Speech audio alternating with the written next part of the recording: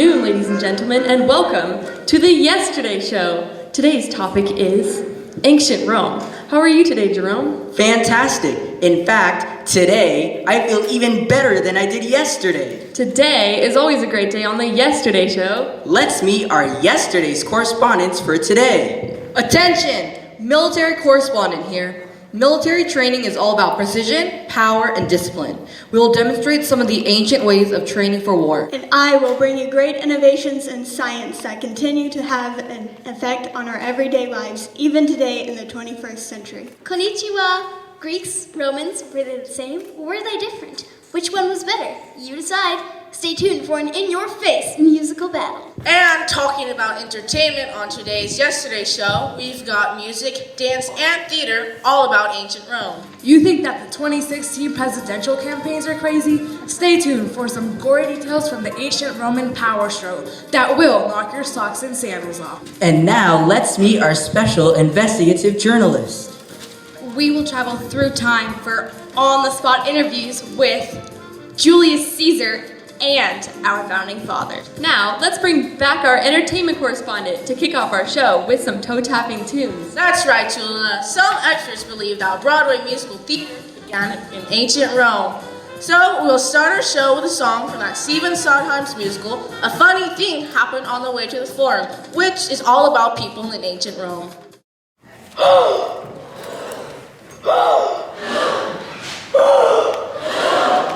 I bid you welcome to Rome. We of the world of theater are here to worship the gods of comedy and tragedy. Today, we will have a comedy. Or maybe we will have a tragedy. Or perhaps even a history. I know. We'll start with a history. That is also a comedy. And it ends with a tragedy. Won't that be fun?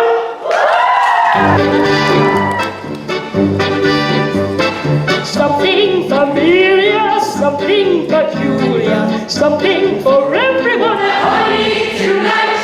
Something appealing, something appalling, something for everyone at party tonight. Nothing with kings, nothing with crowds. Bring on the lovers, lights and clouds. Oh, situations, complications, nothing but touches over.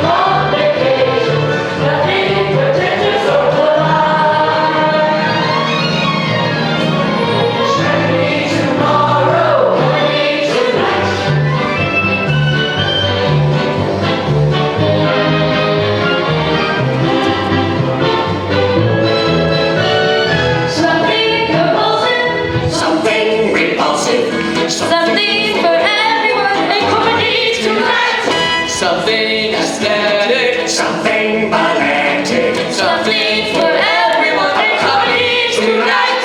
Nothing with gods, nothing with fate. Waiting affairs will just have to wait. Nothing that's normal, nothing that's normal. The presentation's to decide. Open up the curtain.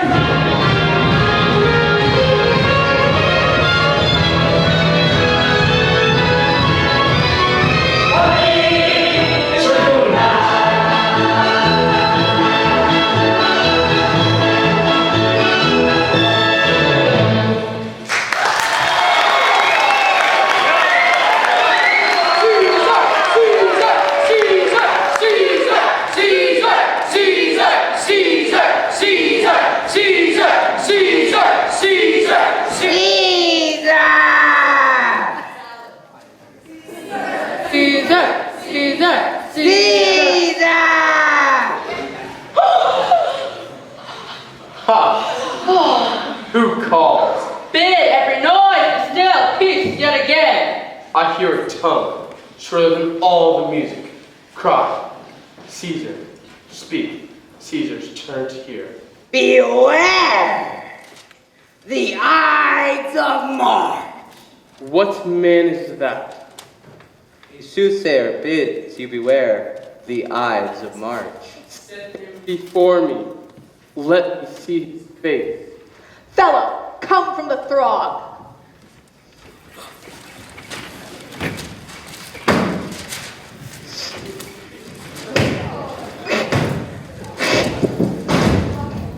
Look upon Caesar. What sayest thou to me now? Speak once again. Beware the Ides of March. Ha! He's a dreamer. Let us leave him. Pass.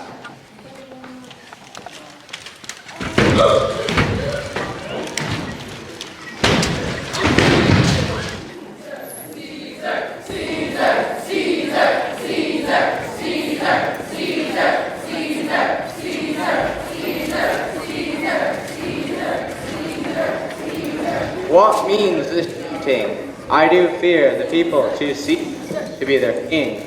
Aye, do you fear it? Then must I think you would not have it so? I would not, Cassius, yet I do love him well. What is it that you would impart to me? Why, man, you doth bestride the narrow world like a colossus, and we petty men walk under his huge legs and peep about to find ourselves dishonorable graves. The fault, dear Brutus, is not the stars, but in ourselves, for we are the underlings. Antonius, Caesar? John Cassius has a mean and hungry look. He thinks too much. Such men are dangerous. Fear him not, Caesar. He's not dangerous. He's a noble Roman, and well given. I do not know the man I should avoid so soon as that spare Cassius. Come on my right hand for this year's death, and tell me what thou truly thinkst of him. Excuse me, Mr. Caesar. I represent the Yesterday Show. May I ask you a question? Certainly, my good man. What would you ask of me? Aren't you worried about the Ides of March? Everyone heard the soothsayer say, "Beware the Ides of March." He's a dreamer. In any case, I'm surrounded by the best and most trustworthy men in Rome. Well, you heard it here, folks. Julius Caesar is not worried about the Ides of March and trusts the men around him. We will check back later to see how that works out for him. And now, back to the Yesterday Show event desk. Very interesting. Will we witness a tragedy today on the Yesterday Show? We shall see. I just want to say that the American composer Stephen Sondheim is a personal favorite of mine, and many of our viewers might recognize his music from Sweeney Todd and Into the Woods. Playwrights, authors, philosophers, and composers from every era have been fascinated by the events and culture of the ancient Roman Empire. In fact, the greatest playwright of them all, William Shakespeare, wrote several plays set in ancient Rome, and we just heard a scene from the most famous of those, the great play Julius Caesar. Speaking of emperors, Mr. Laner's Roman rappers will now perform their original Emperor's Rap.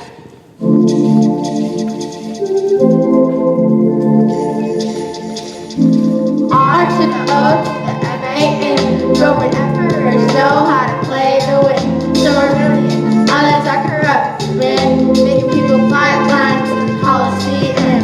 R to the O to the M-A-N. Roman emperors know how to play the wind. Some are brilliant, others are corrupt. And the toughest one of us is just the penguin. Once upon a time, Rome was a republic. The people voted for the leap justice. And Julius Caesar came and busted the system. Now here comes his nephew to finish the mission. Hi, I'm Augustus. I crushed this republic up into dust. It's finished, but I'll keep the Senate just as a formality. 'Cause in reality, no man can challenge me. I'm the first to be named dictator for life. Does that make you the emperor? Yeah, that's right. They named me a god after I became deceased. You ushered 200 years of peace. Called the Pax Romana. It was an honor. But you don't have a son. I only had a daughter. So who will be next? Successor to the throne. This is the question of course with the throne. Plots for power cause paranoia. Where you think that everybody wants to destroy us. This time the emperors on pins and needles made them do things that were up to so. Like me, I'm Caligula, the first bad emperor. You will remember the crazy things I did, like the time that I tried to make my horse a senator. I like to execute people in particular, and I think that I'm a god. They were sick of you. You saw evil. We had to get rid of you. We need a new hero. Oh look, here comes the Emperor Nero. Nope, not a hero, I'm an absolute zero. I killed my own mom and sang a song while I watched Rome burn down. I'm full of malice, cause in the ashes I built myself a big palace. You could call me callous, cause I'm cold and sadistic. I did things that were wicked and twisted. That's it, we're done. We declare you an enemy. It's time to flee. Next comes me. Who are you? I'm Vespasian. I started a new dynasty called the Flavian. I gave the people what they needed to appease them. I built the Colosseum, but I never got to see it. Why not? Because I died before it was completed. My son Titus finished the job and he succeeded. Your grandson was evil though, but after him, the 5 good emperors of Rome came in. R to the O to the M-A-N. Roman emperors know how to play to win. Some are brilliant, others are corrupt, and the toughest one of us is just a penguin. That's right, I'm the emperor, the toughest of all. I'm a penguin and I'm only 3 to 4 feet tall. I live in Antarctica and I'm having a ball. The coldest weather on the planet doesn't make me stall. Excuse me, but can we please get back to the topic of the world emperor who was a philosopher? Marcus Aurelius, you're so awesome. Yeah, I know it, because my philosophy is stoic. You're so heroic. I fight battles all the time to keep the Germanic barbarians in line. But known for my wisdom, I even wrote a book. And I'm in the movie Gladiator, so you take a look. R to the O to the M-A-N. Roman emperors know how to play to win. Some are brilliant, others are corrupted, man. Making people fight lions in the Colosseum. R to the O to the M-A-N. Roman emperors know how to play the win. Some are brilliant, others are corrupted, man. And the toughest one of us is just a penguin.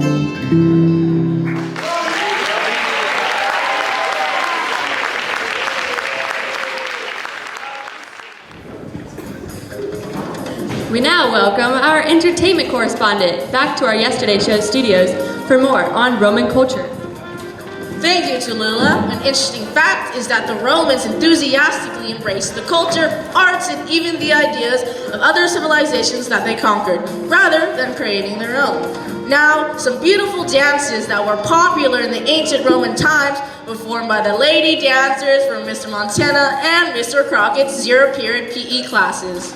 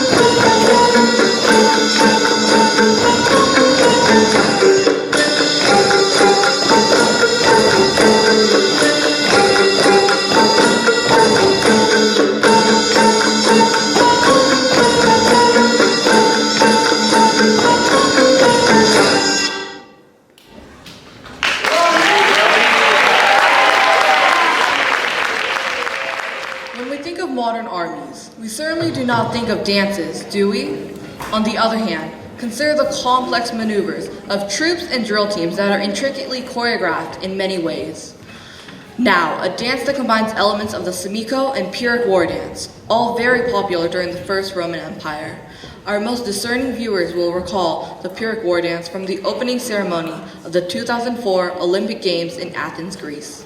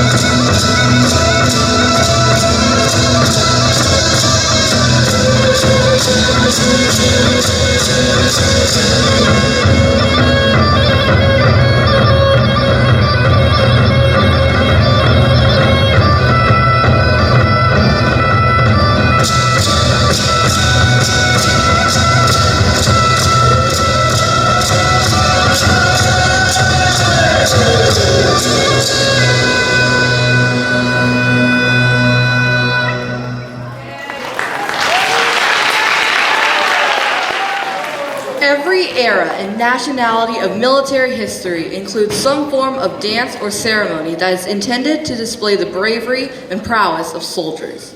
Ancient Rome was no exception. The Roman legions and gladiators had many routines and drills to maintain their discipline and combat readiness.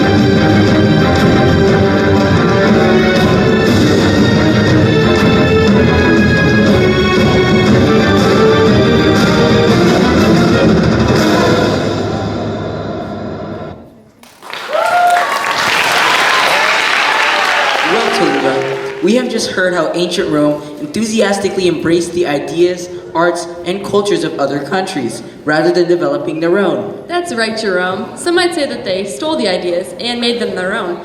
Or a nicer way might be to say that they were a very successful, pluralistic society. Let's now welcome our cultural correspondent to tell us more. Arigato. Our great-grandfather, Rome, adapted and reshaped many aspects of Greek culture, philosophy, and society, including their political and religious framework, kind of like the Shika to the Hylians. They took the Greek gods, added some Roman characteristics, changed the names, and bam, they were Roman gods. For example, Zeus became Jupiter, Poseidon became Neptune, Hades became Pluto, and Aphrodite became Venus. Don't bring that up in Camp Half-Blood. And literally all Roman plays were rewrites of the Greek tragedies and comedies. As the Roman poet Horace once said, "The captive Greece has taken her rude conqueror captive."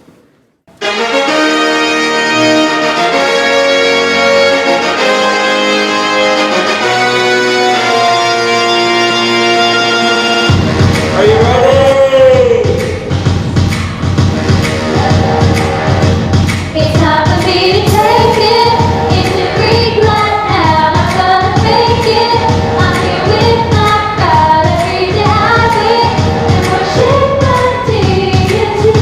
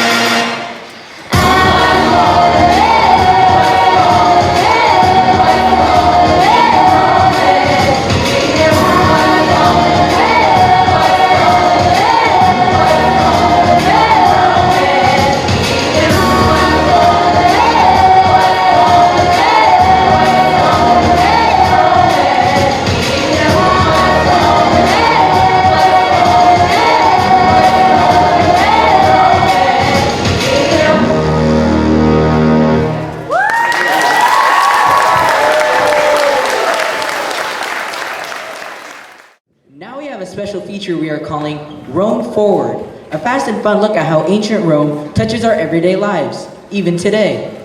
Morgan, I understand that at least 50% of the English language comes from Latin and ancient Rome. Isn't that right?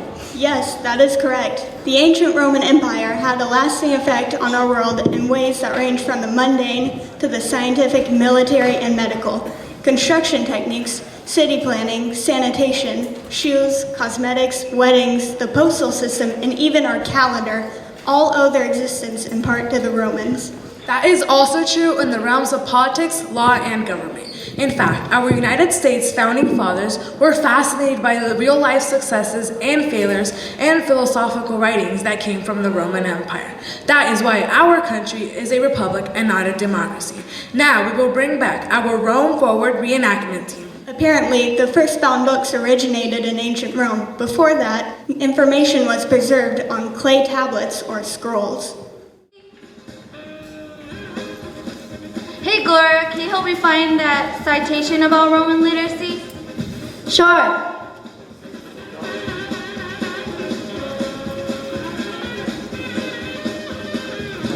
Hey, what are you doing? It is taking forever to find that Roman literacy citation on this scroll. Let me see if I can find it in the book. Hey guys, why don't you just look it up on the internet? It sure would be a lot quicker.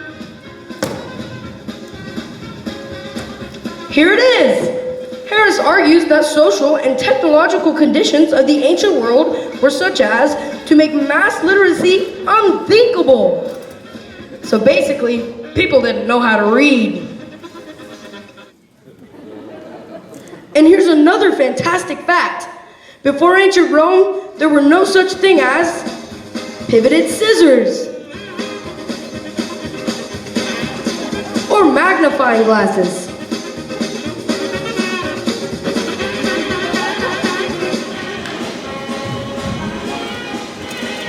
Greetings and welcome to the Sephora makeup demonstration.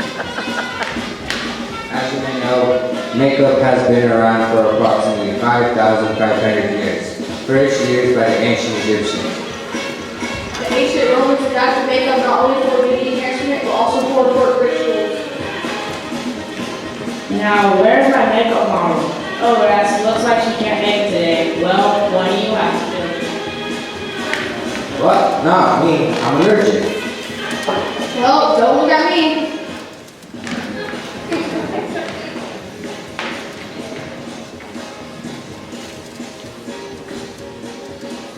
First, some lovely green eyeshadow made from the mineral malachite.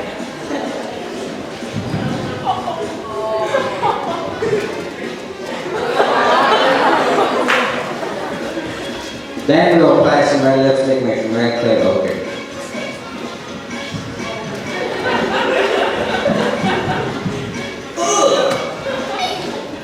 And voila! Let me see that. Hey, that looks pretty nice. Maybe some blush. What? Go buy your own makeup.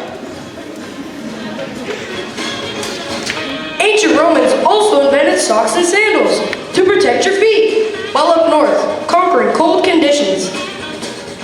Our poor legionnaire has bloody feet from having to walk on stones without anything to cover his feet. Hey, I want those! These are the latest Roman fashion. Yes, they're all the rage. Check them out. And now, our lovely fashion model, Yara Leonardo, will display the latest Roman sandals and socks, technology and fashion. Thank you, ladies. That's very beautiful, especially the stripes. Those are Please help me! Oh, isn't that lovely? Our fashion models are also very, very generous.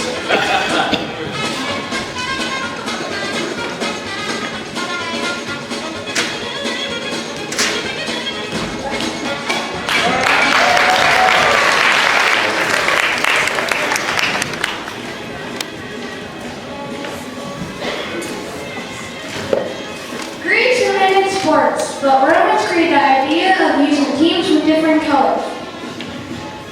Unfortunately, all the team players fought to the death, while the Romans cheered them on.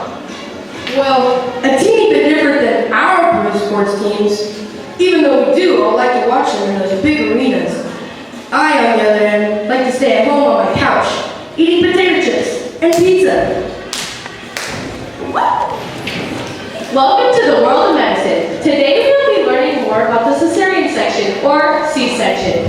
Most people think that the C-section was named after Julius Caesar, or it is possible instead that Caesar was named after an ancestor delivered by C-section. Unfortunately, the Romans operated without antiseptic or painkillers or heating stitches. What? Yeah, the operation was always fatal to the patient. They all died. No, you wouldn't.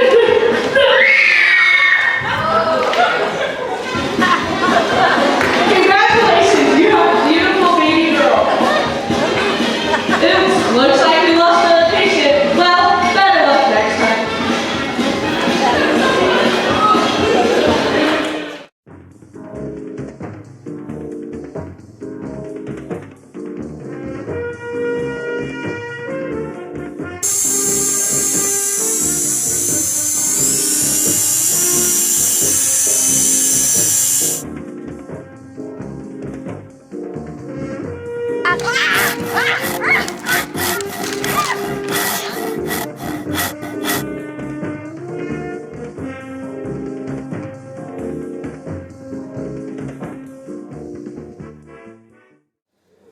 That was a fascinating demonstration of how our lives today are truly affected by the events of yesterday.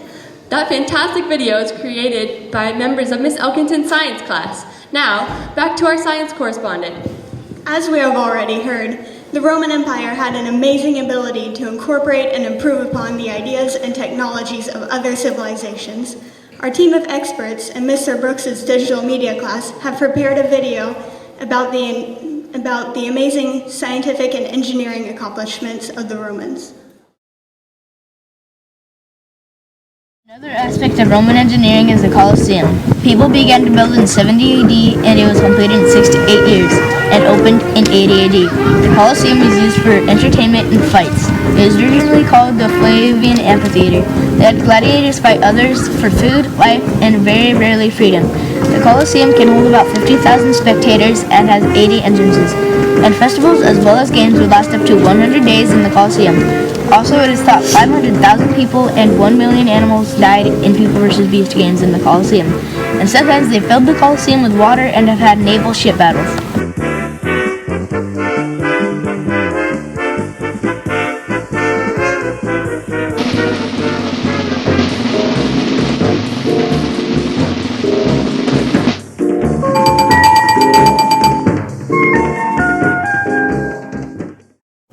Another cool thing, or should I say things, that ancient Rome created are weapons that are still used today. The gladius is better known today as a short sword.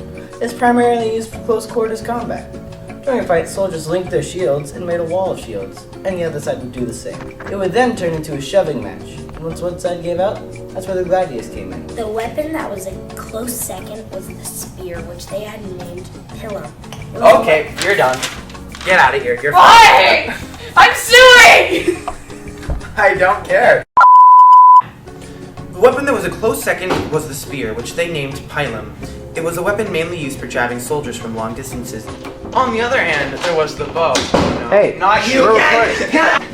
On the other hand, there is the bow. It was a weapon that... Hey, oh, you're supposed to be here. Their prescription!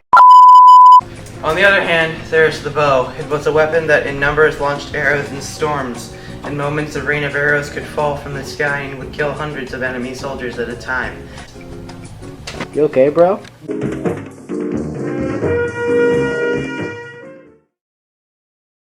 I'm particularly intrigued by the idea that the Roman Republic had something to do with the formation of our own country.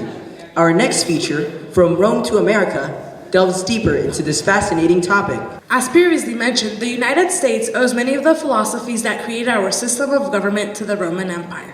Now, we will bring back our reenactment team to bring to life these ideas through concepts that formed our great country, often utilizing the exact words and writings of our founding fathers. It really is hard to believe just how much of our modern society has its roots in ancient Rome. We would like to focus on how Roman adaptation of Greek philosophies led to the European Enlightenment.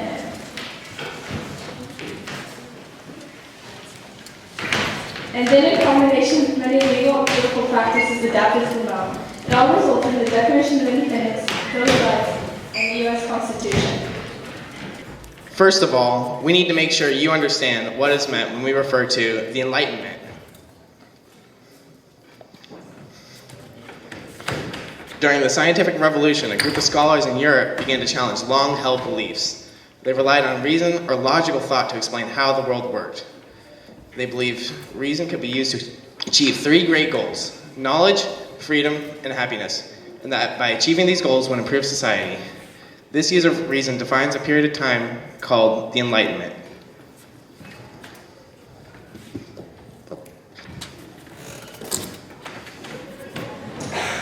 The Enlightenment thinkers used ideas from the ancient Greeks and Romans. Aristotle, for example, taught that people could use logic to discover new truths. The Romans took ideas from the Greeks and developed the philosophy of the natural law.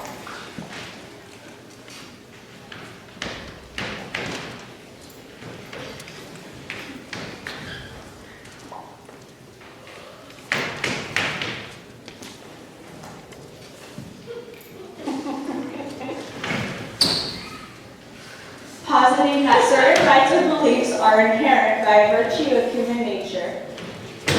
They apply these beliefs not just to the natural world, but also to the human world of society and government.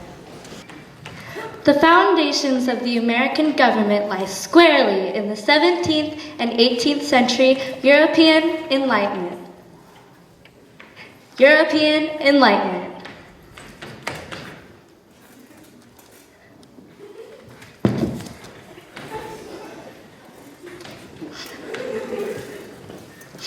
The Founding Fathers were well versed in the writings of the philosophers whose ideas influenced the shaping of the new country. Thomas Jefferson, George Washington, James Madison, and others took the brave steps of creating a government based on the Enlightenment values.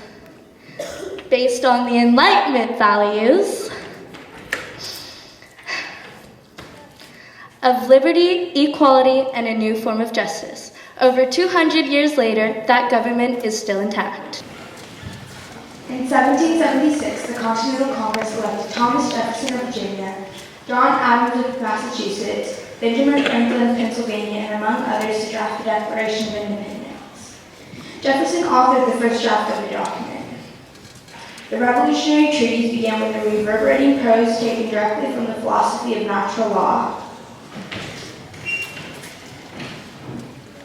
We hold these truths to be self-evident, that all men are created equal, that they are endowed by their Creator with certain unalienable rights, that among these are life, liberty, and the pursuit of happiness. Our founding fathers were prolific readers of the classics and wrote extensively. They identified with the Romans in many ways, even taking pen names that were Roman, such as Cicero for John Adams and Thomas Jefferson, Cincinnatus for George Washington, and Julius Caesar for Alexander Hamilton. We would like to speak with some of our founding fathers. Gentlemen, would you consent to answering a few questions about your philosophies? First, Mr. Jefferson, would you please come forward? You wrote the first draft of the Declaration of Independence, which was intended to break England. However, is it not true that many elements that went into the Declaration were from an English philosopher? Yes, of course. This is true. The great British activist Thomas Paine had much to say. For example, despite his and our fascination with many great elements of politics and law, he cautioned us to consider carefully. He wisely wrote, "The Romans were strongly possessed of the spirit of liberty, but not principle. For at the time, they were determined not to be slaves themselves. They employed their power to enslave the rest of mankind." Mr. Franklin, do you have something to add? Paine also said, "When planning for posterity, we ought to remember that virtue is not hereditary, and as I have often pointed out, democracy is two wolves and a lamb voting on what to have for lunch." Liberty is a well-armed lamb contesting the vote. Thank you, Dr. Franklin. How important was your role in founding our country? The Revolution was the work of many brave and able men, wherein it is sufficient honor if I am allowed a small share. That is so very humble of you. Well, as I once said, humility makes great men twice honorable. Now to you, Mr. Madison. You'll be happy to hear that the textbooks carry you as the father of the Constitution. I am honored to be so remembered by history. I believe strongly in the principles of a republic, by which I mean a form of government in which the scheme of representation takes place, opening a different prospect and promises the cure for which we were seeking. Now to you, Mr. Adams. I firmly believe that the Roman Constitution formed the noblest people with its greatest power that ever existed. Everything that is predictable in civil life has originated under such governments. Isn't that right, Mr. Emmer? Yes, despite Rome's many failings, its appeal for us land's pluralistic culture, flexibility of policy, balanced constitution, agricultural economy, religious toleration, and its Roman virtues. For me, Rome is the nurse of freedom and attained to the utmost height of human greatness. And yet, neither the manners nor the genius of Rome is suited to the age we live in. Thank you, all of you.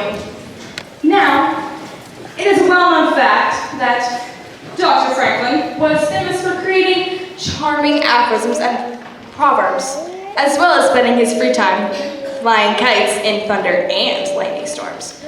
Would you please grace the assembly with a few pithy words of wisdom? Oh, I couldn't. But perhaps these gentlemen remember something charming I may have once. There can be no gains without pains. Tell me and I forget. Teach me and I may remember. Involve me and I learn. There are three things extremely hard: steal, a diamond, and to know oneself. Either write something worth reading or do something worth writing. Any fool can criticize, condemn, complain, and most fools do. The Constitution only gives people the right to pursue happiness. You have to catch it yourself. Nothing is certain except death and taxes. Thank you, gentlemen. Mr. Hamilton, the 21st century hit hip-hop Broadway musical is named Hamilton after him. It celebrates that you, a poor immigrant from the West Indies, born out of wedlock and orphaned when you were just young, became a founding father of our nation and one of its great thinkers. Not to mention, your face is on our modern $10 bill. Would you and all of your friends kindly perform a selection from this modern musical? But of course. I am not throwing away my shot. I am not throwing away my shot.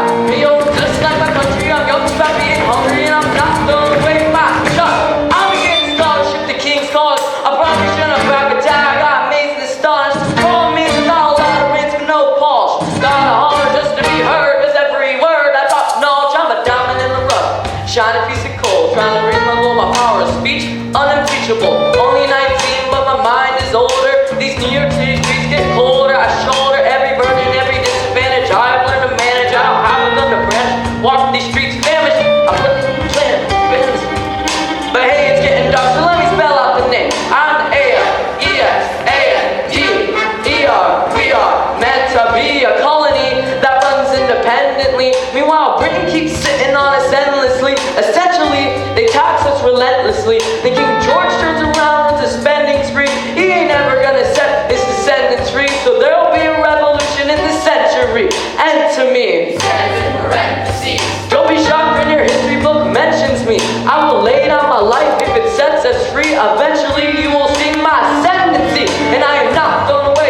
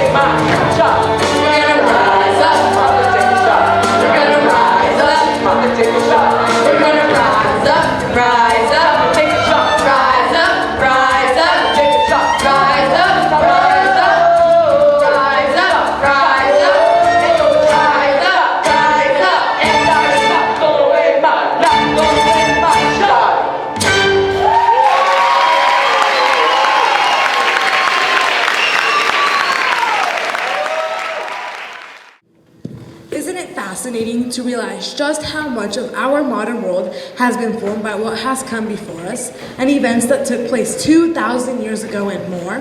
Fortunately, our political scene is not nearly as rough and tumble now as it was in Caesar's day. I think some people might beg to differ with you, considering our current presidential campaigns. True, however, contrasted to the assassination of Julius Caesar 2,056 years ago in 40 BC, he's murdered through conspiracy that involved as many as 60 prominent Romans, many of them very close to Caesar. His successor executed 300 senators and knights to avenge Caesar's death. Didn't Shakespeare write a whole play about that story? Yes, it was based on the book, The Lives of the Noble Greeks and Romans, written by the Roman historian Plutarch. Shakespeare was a very avid reader of history and was always looking for dramatic storylines to use in his plays.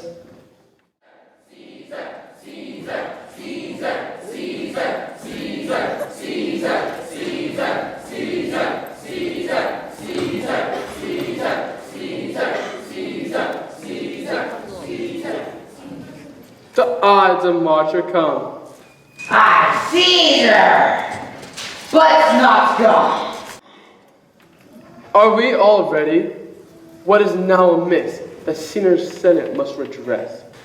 Oh, Caesar, hence, wilt thou lift up Olympus? Great Caesar. Doth not Brutus, Brutus kneel. Speak! Hands for me!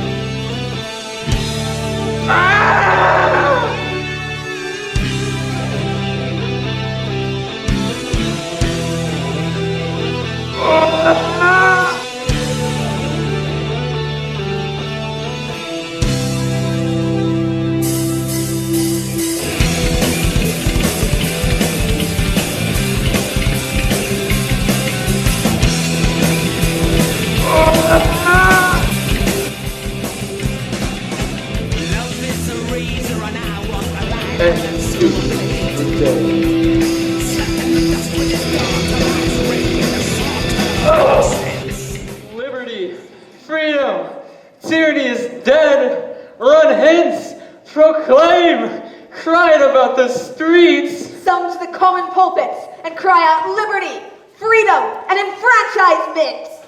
People and senators, be not affrighted. Fly not, stand stiff. Ambition's debt is paid.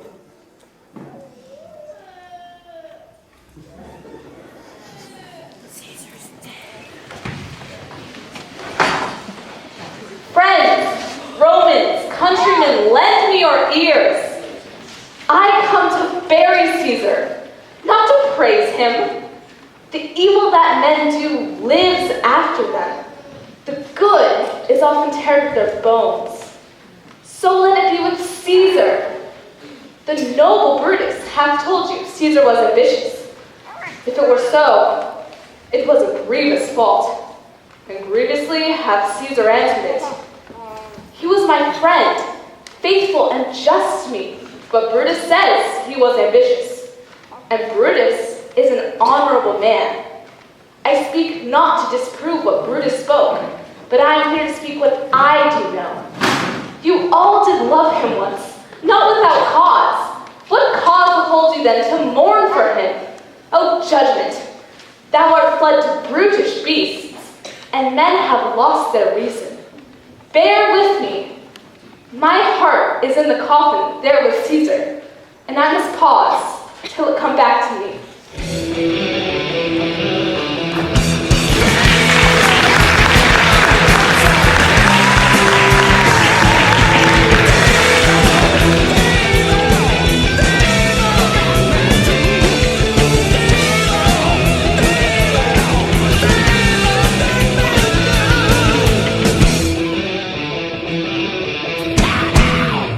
Wow, just as Pseudolus said, a comedy, a history, and a tragedy. Now I certainly will beware the Ides of March. I gotta hand it to the creative talents behind our show. The death of Caesar reenacted to the Iron Maidens the evil that men do. Only on the Yesterday Show. That's right, Jerome. History made new today on the Yesterday Show, where we make the old news new news. Tune in next week for another blast from the past, right here on the Yesterday Show.